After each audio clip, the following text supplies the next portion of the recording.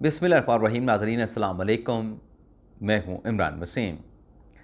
नाज़रीन, इस video log में जो बड़ी ख़बर आपके साथ हम शेयर करने जा रहे हैं वो ख़बर नाज़रीन ये है कि आर्मी चीफ सैयद आसिम मुनीर शाह ने खामोशी के साथ एक बड़ी चाल चल दी है। अब इसको चाल कह लें या बड़ा फ़ैसला कह लें, लेकिन इस फ़ैसले ने चेयरमैन तहरीक इंसाफ इमरान ख़ान और उनके सहूलतकारों को मुश्किल में डाल दिया है। ये नाज़रीन एक फ़ैसला नहीं बल्कि एक ट्रम्प कार्ड है जो कि फेंक दिया गया है, जो कि चल दिया गया है। अब ये क्या फ़ैसला है और इस फ़ैसले के इमरान ख़ान पर और इमरान ख़ान साहब के सहूलतकारों पर क्या रेपरकशन होंगे, किन संगीन नताइज का उनको सामना करना पड़ेगा, ये सारी तफसीलात इस वीडियो लॉग में आपके साथ हम शेयर करने जा रहे हैं। लेकिन इससे पहले हम बात करेंगे जो 5 सवाल सुप्रीम कोर्ट के जज साहबान ने पूछे, जो अदालत उज़्मा में 18 सितंबर को supreme court practice and procedure bill की समाअत हुई। उसमें फुल कोर्ट बैठी। फुल कोर्ट ने वफाकी हुकूमत से 5 सवालात पूछे और फुल कोर्ट में वो सवालात पूछने वाले जो जज साहबान थे, जो बार बार सवालात पूछे गए, एक सवाल बार बार पूछा गया, दूसरा सवाल पूछा गया, तीसरा पूछा गया, तो ये 5 सवाल थे मजमूई तौर पे। और इसमें इजाज़ुल एहसन साहब के सवालात थे, इसमें मुनीब अख्तर साहब के सवालात थे और जस्टिस आयशा मलिक साहबा के सवालात थे। जस्टिस इजाज़ुल एहसन, जस्टिस मुनीब अख्तर और जस्टिस आयशा मलिक साहबा के ये 5 सवाल थे जो बार बार रिपीट हो रहे थे।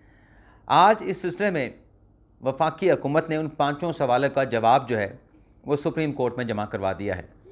तो ये जो 5 सवाल थे, एक एक करके सवाल आपके साथ आपको बताते जाएंगे और फिर इसका जवाब क्या दिया गया है वो जवाब आपको बताएंगे और फिर इसके बाद हमारा जो सबसे बड़ी अहम ख़बर है उसकी तफसीलात आपके साथ हम शेयर करेंगे।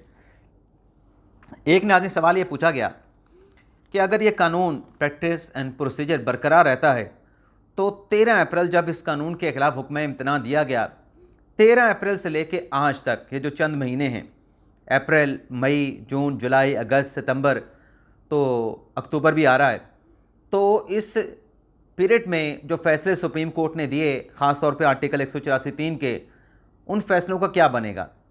तो इस सवाल का वफाकी हुकूमत ने अटॉर्नी जनरल की वसातत से ये जवाब दिया है कि पहले तो जो कानून मुअत्तल किया गया 8 रुकनी बेंच का, उस कानून को मुअत्तल करना गैर आइनी था। और फिर आगे कहा गया कि उस वक्त के चीफ जस्टिस उमरता बंदयाल ने कानून को मुअत्तल करके ख़ुद बेंचेस तश्कील दिए और आर्टिकल 184(3) के फ़ैसले भी सादिर फरमाए।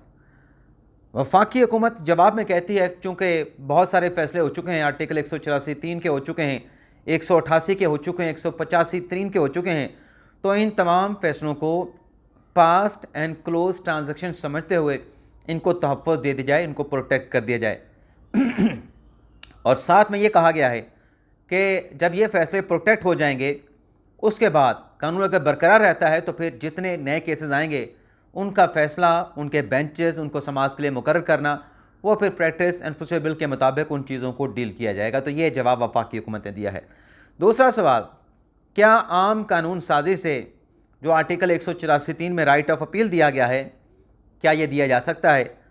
तो इसका जवाब हुकूमत की तरफ से ये दिया गया है कि आर्टिकल 185(3) जो सुप्रीम कोर्ट का है वो दरअसल एपलेट ज्यूरिसडिक्शन है। निचली अदालतों से सुप्रीम कोर्ट तक जब मामला आता है तो 2 राइट ऑफ अपील या 3 या मैक्सिमम 4 राइट ऑफ अपील जो है लिटिगेंट्स को मिल जाते हैं। लेकिन जो सुप्रीम कोर्ट की ओरिजिनल ज्यूरिसडिक्शन है, आर्टिकल 184(3) की जो सुमोटो का अख्तियार है, इसमें अगर किसी के खिलाफ फैसला आता है तो इसमें राइट ऑफ अपील नहीं है, इसमें आप सिर्फ नज़रसानी कर सकते हैं। तो इसमें यह कहा गया है इस जवाब में कि आम कानून साजी के ज़रिए ये राइट ऑफ अपील आर्टिकल 184(3) में कैसे दिया जा सकता है, इसकी एक मिसाल दी है वफाकी हुकूमत ने। वफाकी हुकूमत ने कहा कि जो सुप्रीम कोर्ट का आर्टिकल 204, आइन का आर्टिकल है 204, इसके तहत जो कंटेम्प्ट के प्रोसीडिंग इनिशिएट करने का अख्तियार है, इस आर्टिकल 204 में कहीं नहीं लिखा गया कि जो फैसला तौहीन अदालत में सुप्रीम कोर्ट सादिर फरमाएगी या हाई कोर्ट देगी, वो उसमें इंट्रा कोर्ट अपील होगी, उसमें राइट ऑफ अपील होगा। तो हुकूमत का कहना है कि जब आर्टिकल 204 आईनी अख्तार की जो राइट ऑफ अपील है वो तौहीन अदालत के कानून में प्रोवाइड की गई है और उस कानून को सुप्रीम कोर्ट, हाई कोर्ट्स मान रही हैं, तो अगर आर्टिकल 204 में आप राइट ऑफ अपील दे सकते हैं तो यहाँ पर भी आम कानून साजी से ये राइट ऑफ अपील दिया जा सकता है। दूसरा, इसमें कहा गया कि क्या ये जो कानून बना है इससे अदलिया की आज़ादी पे फ़र्क पड़ेगा? तो वफाकी हुकूमत का जवाब ये है कि ये कानून तो अदलिया की आज़ादी को यकीनी बनाता है। इस कानून से सुप्रीम कोर्ट के मामलात में शफाफियत आएगी, सुप्रीम कोर्ट के मामलात में जमहूरी नॉर्म्स आएंगी। और कहा गया है कि इस कानून के ज़रिए जो चीफ़ जस्टिस के ला इम्तनाई अख्तियारात थे उनको स्ट्रक्चर किया गया है, उनको स्ट्रीमलाइन किया गया है। और मफरूज़े की बुनियाद पर कि कल को पार्लियामेंट कोई और कानून बना के अदलिया की आज़ादी छीन सकती है, तो मफरूज़े की बुनियाद के ऊपर कि मुस्तकबिल में पार्लियामेंट क्या करेगी, इस बुनियाद पे ये कानून सेटिसाइड नहीं हो सकता, कलअदम नहीं हो सकता। और कहा गया कि ये जो लामहदूद अख्तियारात होते हैं इसी से दरअसल जो है इदारे तबाह होते हैं, निज़ाम तबाह होता है। तो हमने वफाकी हुकूमत कहती है इस कानून के ज़रिए जो अनस्ट्रक्चर्ड पार्ट्स थी चीफ जस्टिस की उनको स्ट्रक्चर कर दिया है। इससे शफाफियत भी आएगी और सुप्रीम कोर्ट के मामलात में जमहूरियत भी आएगी। और चौथा जो सवाल था नाजरीन वो ये था कि अगर फुल कोर्ट मुकदमा सुने इस कानून के बाद तो फिर अपील का हक सेक्शन 5 के तहत कैसे मिलेगा?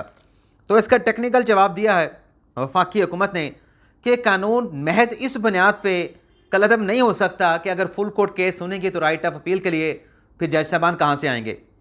वफाकी हुकूमत कहती है कि फुल कोर्ट जो है गैर मामूली नोयत के मुकदमात में तश्कील दिया जाता है, शाज़ो नादर, ये नहीं कि हर केस में आप फुल कोर्ट तश्कील देंगे।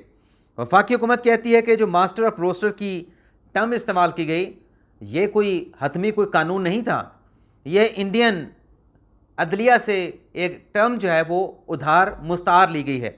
और कहा गया कि पार्लियामेंट को कानून साजी करने का मुकम्मल अख्तियार है और अदालती जो फैसले होते हैं पार्लियामेंट कानून साजी करके उन फैसलों को नलीफाई भी कर सकती है। आखिरी जो सवाल वो था आयशा मलिक साहबा का कि ये जो आर्टिकल 191 है जिसके तहत सुप्रीम कोर्ट के रूल्स बने हैं वहाँ पे लॉ का लफ्ज़ इस्तेमाल किया गया है, एक्ट ऑफ पार्लियामेंट का लफ्ज़ इस्तेमाल नहीं किया गया। तो यहाँ पे लॉ के लफ्ज़ को क्या समझा जाए? एक्ट ऑफ पार्लियामेंट का जहाँ लफ्ज़ इस्तेमाल करना था वहाँ इस्तेमाल किया गया आर्टिकल 176 में, लेकिन यहाँ पे इस्तेमाल नहीं किया गया, तो कानून के लफ्ज़ को क्या समझा जाए?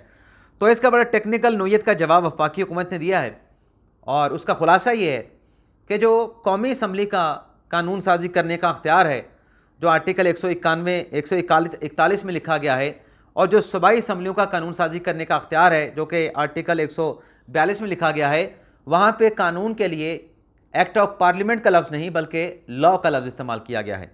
तो लॉ और एक्ट ऑफ पार्लियामेंट दोनों एक ही चीज़ें हैं, इसमें किसी किस्म का कोई फ़र्क नहीं है। ये वफाकी हुकूमत का जवाब है जो आज सुप्रीम कोर्ट ऑफ पाकिस्तान में जमा करवाया गया है। इसके अलावा नाज़रीन एक और सुप्रीम कोर्ट में जो फैज़ाबाद धरने केस की समाअत हुई उसमें आज मैंने एक चीज़ रिपोर्ट की कि काजी साहब फैज़ साहब ने कहा कि अगर खादिम हुसैन रिजवी साहब अगर आज ज़िंदा होते तो अपने धरने पर जो है वो पशेमान होते, शर्मिंदा होते या नदामत का जो है इज़हार करते। तो मेरे एक साथी साफ़ी ने मेरा वीलॉग देखा, उसने कहा रिमोर्स की बात तो काजी फ़ाइज़ साहब ने कही थी लेकिन वो इस एंगल से नहीं किसी दूसरे एंगल से की थी। तो ये जो हमसे एक थोड़ी सी मिस रिपोर्टिंग हुई, बाज़ औक़ात सुनने में गलती हो जाती है, उसकी आपसे जो है माज़रत चाहते हैं, आपसे माज़रत ख़्वाह हैं। एक और ख़बर नाज़रीन 9 मई की आपके साथ शेयर करके, बल्कि 2 ख़बरें शेयर करके फिर आते हैं जो आर्मी चीफ़ का फ़ैसला है जो ट्रम्प कार्ड है उस मामले पर आप नाज़रीन के साथ डिस्कस करते हैं। एक तो नाज़रीन 9 मई के वाक़े का आज प्रोसिक्यूशन ने ATC अदालत में चलान दाखिल कर दिया है। उस चलान में एक्सप्रेस न्यूज़ की रिपोर्ट के मुताबिक इमरान खान साहब को, उमर सरफराज चीमा साहब को, यास्मीन रशीद साहबा को, खतीजा शाह को, सनम जवेद को और दीगर PTI के रहनुमाओं को या मुलजमान को जो है उसमें नॉमिनेट किया गया है। और ये चलान दाखिल होने के बाद अब रोज़ाना की बेसिस पे इस केस का ट्रायल होगा और रोज़ाना के बेसिस पे ट्रायल होने का मतलब ही है कि जल्द इस केस का फैसला भी हो सकता है। और इससे ये जो चालान 11 केसेस के जमा करवाए गए हैं, इसमें वो चालान भी शामिल है जिना हाउस हमला केस का भी, लेकिन जो सुप्रीम कोर्ट के जस्टिस मज़ारी नकवी की जो गाड़ी जलाई गई उसी 9 मई के वाक़यात में, हजूम में, एहतजाज में, उसका चालान भी दाखिल किया गया है। इसके अलावा नाज़रीन, नैब ने जो जरदारी साहब के ख़िलाफ़ और गिलानी साहब के ख़िलाफ़ जो मुकदमा था तोशा खाना का, जाली अकाउंट्स का, उन केसेस को बहाल कर दिया है और 24 अक्टूबर का नोटिस कर दिया है ज़ाती हैसियत में पेश होने का आसिफ अली जरदारी साहब को और यूसुफ रज़ा गिलानी साहब को। अब आ जाते हैं कि आर्मी चीफ़ ने क्या बड़ा फ़ैसला किया है और इस फैसले से एक तीर से 3 शिकार कैसे होंगे। वैसे आज आर्मी चीफ़ जो है वो लाहौर भी गए हुए थे। लाहौर में उन्होंने सूबाई एपोस कमेटी के इजलास में शिरकत की है और इस कमेटी की सरबराही की है निगरान वज़ीर आला पंजाब मोहसिन नकवी साहब ने। और इस इजलास में आर्मी चीफ़ आसिम मुनीर शाह साहब ने कहा कि गैर कानूनी माशी सरगर्मियों के ख़िलाफ़ पूरी कुव्वत के साथ कार्रवाइयाँ जारी रखें, यह मुतलका महकमों को कहा गया है। और कहा गया कि इन कार्रवाइयों से जो माशी नुकसानात हो रहे हैं उनसे निजात मिलेगी। वैसे तो नाज़रीन चलें, ये जो क्रैकडाउन हो रहे हैं, ये जो डंडा चल रहा है ज़ख़ीरा अंदोज़ों के ख़िलाफ़, डॉलर के स्मगलों के ख़िलाफ़, बिजली चोरों के ख़िलाफ़ या बाकी भी जो गैर कानूनी इक़दाम के ख़िलाफ़ हो रहे हैं, इससे फ़ायदा मिलेगा आवाम को, लेकिन बहुत जल्द मिलेगा। अभी तो ये कार्रवाइयाँ चल रही हैं। डॉलर देखें 335 तक जा पहुँचा था, अब 285 पे लेने के लिए कोई तैयार नहीं। तो 40 रुपये का ये आप यूँ कह लें कि फॉल, एक डिक्लाइन जो है वो देखने को मिला है। अब आते हैं कि क्या बड़ा फ़ैसला हुआ। नाज़रीन, फैज़ाबाद धरने केस में जो आज समाअत हुई, जो अदालती कार्रवाई थी, जो काजी फ़ैसल साहब के रिमार्क्स थे या जो लिटिगेंट्स के जो गुजारिशात थी वो आपके साथ हम शेयर कर चुके हैं। अब इस अदालती कार्रवाई का एक और भी एंगल है जो अभी तक किसी ने रिपोर्ट नहीं किया, इस मामले पे किसी ने एनालिसिस नहीं किया। अब मैं आपके साथ कुछ चीज़ें रखने जा रहा हूँ। ये जो नाज़रीन नज़रसानी की दरख्वास्त दायर हुई, पहले तो ये बता दें कि MKM शेख रशीद और एजाज़ुल हक साहब ने अपनी नज़रसानी की दरख्वास्त वापस लेने का कोई फ़ैसला नहीं किया। एजाज़ुल हक साहब ने कॉन्टेस्ट की है ISI की रिपोर्ट को, MKM का कोई वकील पेश नहीं हुआ। शेख रशीद की तरफ से भी उनके वकील को कह दिया गया कि आप मुतबादल काउंसिल का बंदोबस्त कर लें। तो इन 3 चीज़ों को हम नहीं छेड़ेंगे, ये 3 सियासी जमातों के मामलात हैं। लेकिन जो पैमरा की दरख्वास्त थी नज़रसानी की, जो IB की नज़रसानी की दरख्वास्त थी, जो इलेक्शन कमीशन की नज़रसानी की दरख्वास्त थी, जो PTI की नज़रसानी की दरख्वास्त थी और ख़ास तौर पे जो वजारत दिफा की नज़रसानी की दरख्वास्त थी, ख़ास तौर पे मैंने क्यों कहा, ये जो पैमरा है, जो IB है, ये हुकूमती इदारे हैं। हुकूमत फ़ैसला करके इनकी नज़रसानी की दरख्वास्तें वापस लेने का फ़ैसला कर सकती है क्योंकि हुकूमत के डोमेन में आते हैं। इसी तरीके से इलेक्शन कमीशन अलग से आइनी इदारा है, अपना फ़ैसला कर सकता है। और आज इलेक्शन कमीशन ने कहा कि हम नज़रसानी वापस लेना चाहते हैं। PTI ने अपना फ़ैसला किया। अब क्यों किया, लेकिन बहरहाल अली ज़फ़र साहब ने कहा कि हम प्रेस नहीं करना चाहते, ये केस लड़ना नहीं चाहते। वजारत दिफा की तरफ से अटॉर्नी जनरल साहब पेश हुए, उन्होंने कहा कि वफाकी हुकूमत वजारत दिफा की नज़रसानी की दरख्वास्त को वापस लेना चाहती है और सुप्रीम कोर्ट का जो फैज़ाबाद धरना केस का फ़ैसला है उस पर अमल दरामद होना चाहिए, उस पर अमल दरामद किया जाएगा। अब ये जो वजारत दिफा की तरफ से नज़रसानी दायर हुई थी, ये उस पैराग्राफ में नाज़रीन दायर हुई थी जिसमें जस्टिस काजी फ़ैसल साहब ने यह लिखा था कि वफाकी हुकूमत, मुसल्लह अफवाज के जो सरबराहान हैं, उन्हें यह हुक्म दिया जाता है कि वो फ़ौजी अफसरान जो आइन के कहता है कि फ़ौज सियासी सरगर्मियों में मुलव्वस ना होगी, किसी सियासी जमात को सपोर्ट ना करेगी, तो ये जो धरने के दौरान जो भी फ़ौजी अफसरान सियासी सरगर्मियों में मुलव्वस रहे उनके ख़िलाफ़ कार्रवाई की जाए। तो ये वजारत दिफा की जो दरख्वास्त थी उसी पैराग्राफ से मुतल्लिक थी जो मुसल्लह अफवाज के अफसरान के हवाले से थी। तो ये जो नज़रसानी की दरख्वास्त वापस हुई है, ये वफाकी हुकूमत का फ़ैसला नहीं है, क्योंकि ये वजारत दिफा का जो आज मौक़िफ़ अटॉर्नी जनरल साहब ने पेश किया, ये फ़ौज का फ़ैसला है। फ़ौज का फ़ैसला मतलब आर्मी चीफ़ का फ़ैसला है। अब आर्मी चीफ़ अगर ये अदालत को बता रहे हैं अटॉर्नी जनरल के थ्रू कि हम ये नज़रसानी वापस लेना चाहते हैं, तो इसका क्या मतलब है कि आसिम मुनीर शाह साहब ने, पाक फ़ौज ने फैज़ाबाद धरना केस में सुप्रीम कोर्ट का फ़ैसला मान लिया और अटॉर्नी जनरल के ज़रिए ये यकीन दहानी करवा दी कि हम इस फैसले पर अमल दरामद करेंगे। अब हमारे ज़रा ये बताते हैं कि ये जो स्टेटमेंट एजी साहब ने दिया है, ये जो फैसला है फैज़ाबाद धरने केस में, ये फैसला किया जा चुका है कि सुप्रीम कोर्ट के फैज़ाबाद धरने केस के हर शिक पे एक एक लफ्ज़ पे अमल दरामद होगा। जो सुप्रीम कोर्ट ने फैसला दिया है उस पर इम्प्लीमेंटेशन की जाएगी।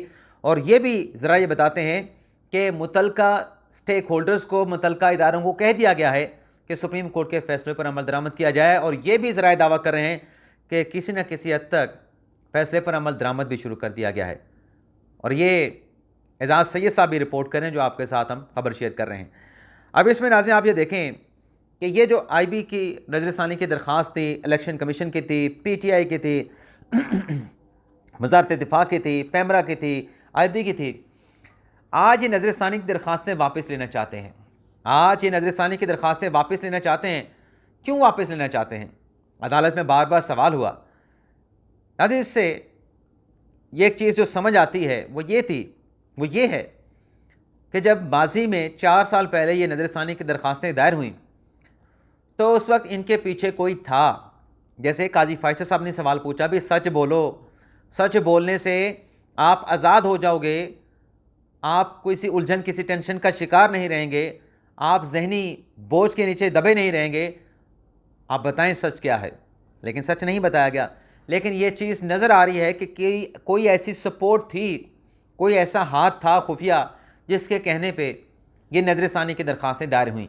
आज जो नज़रसानी की दरख्वास्तें वापस लेने का फ़ैसला किया गया है तो ये डिपेक्ट किया जा सकता है, ये नज़र आ रहा है कि वो सपोर्ट अब नहीं रही। जिनके कहने पे ये नज़रसानी की दरख्वास्तें दायर की गई थी वो सपोर्ट नहीं थी।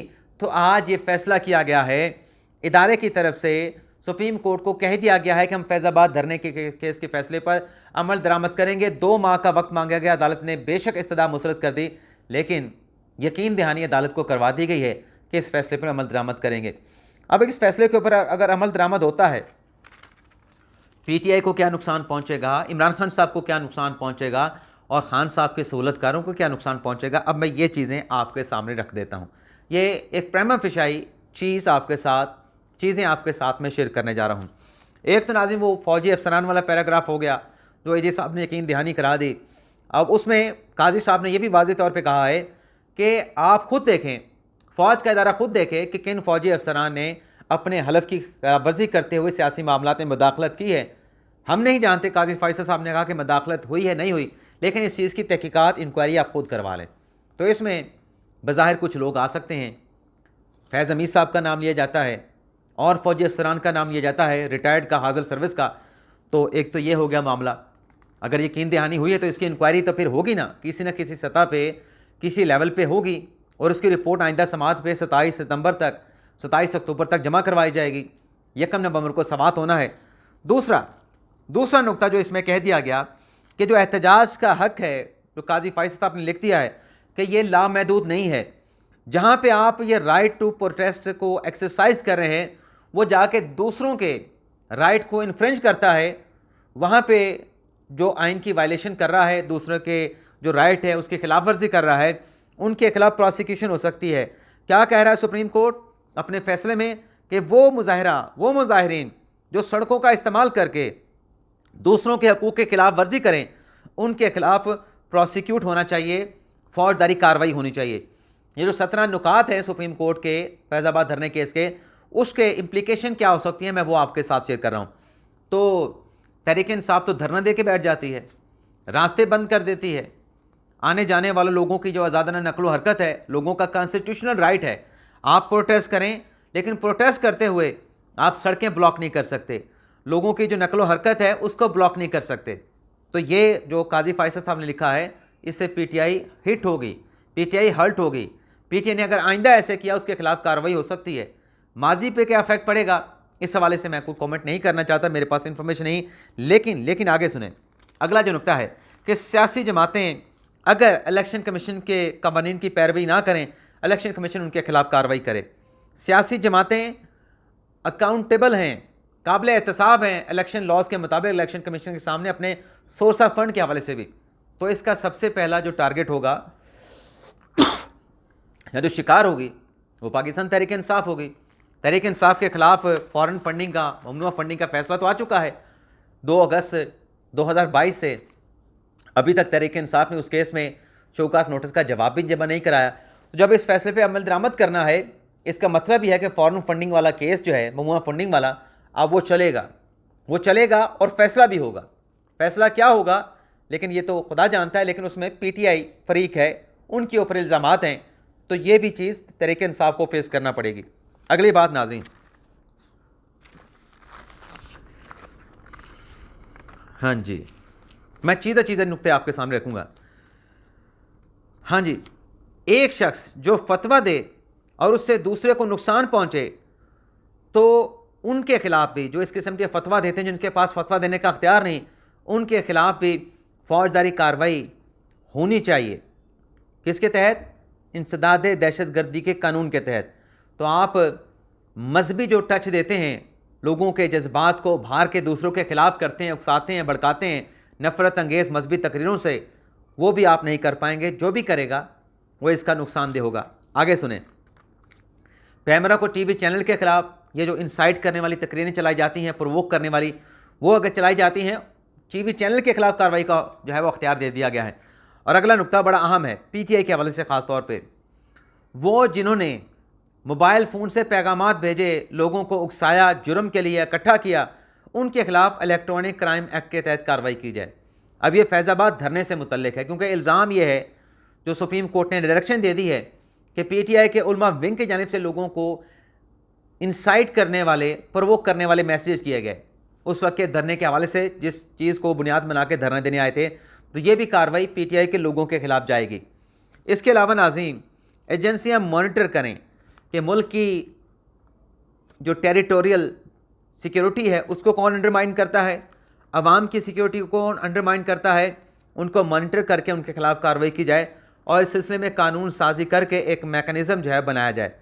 इसके अलावा आखिरी जो पॉइंट कहा गया है कि आईन पाकिस्तान, जो मैंने फ़ौज वाली बात की कि उसे सियासी सरगर्मियों से रोकता है, किसी सियासी जमात को सपोर्ट से रोकता है, तो मुफस्सला अफवाज के जो सरबराहान और जो हुकूमत है वो देखें कि किन फ़ौजी अफसरान ने अपने हल्फ की खिलाफ वर्जी की है। तो ये मामला जब चलेगा, बाकी सियासी जमातों की तरफ भी जा सकता है इलेक्शन कमीशन वाला, और जो धरने वाला है, रैलियाँ वाला है, सड़कें ब्लॉक करने वाला, वो तो PTI के खिलाफ जाएगा। और ये जो आखिरी मैंने जो पैरा आपको बताया, कि ये जो आखिरी वाला बता देता हूँ कि जो पैगामात भेजे गए उलमा विंग की तरफ से, उसका शिकार भी PTI होगी। तो इसमें 3 जो शिकार बनते हैं, वो जो फ़ौजी अफसरान के हवाले से, अगर उसमें कोई चीज़ सामने आती है कि हाँ लोगों ने, फ़ौजी अफसरान ने हल्फ की खिलाफ वर्जी की है, तो वो ज़ाहिर सी बात है कि इमरान खान साहब के सहूलतकार कहलाएंगे। और फिर इसके साथ साथ इमरान खान साहब उनकी सियासी जमात इलेक्शन कमीशन में टारगेट होगी, और उसके साथ साथ इमरान खान साहब और उनकी जो सियासी जमात है, वो ये जो इंसाइट करने वाले, उकसाने वाले, प्रोवोक करने वाले जो स्टेटमेंट है जो उलमा विंग की तरफ से दिया गया, उसमें भी ये टारगेट हो सकते हैं, और वो फॉरेन फंडिंग वाला केस भी खुल जाएगा, और भी बहुत सारी चीज़ें फेस करना पड़ेंगी। तो ये नाज़रीन हमारा वीडियो लॉग आपसे ज़्यादा चाहते हैं। अल्लाह ताला हम सब का हामी नासिर हो। अपनी ढेर सारी दुआओं में याद रखिएगा।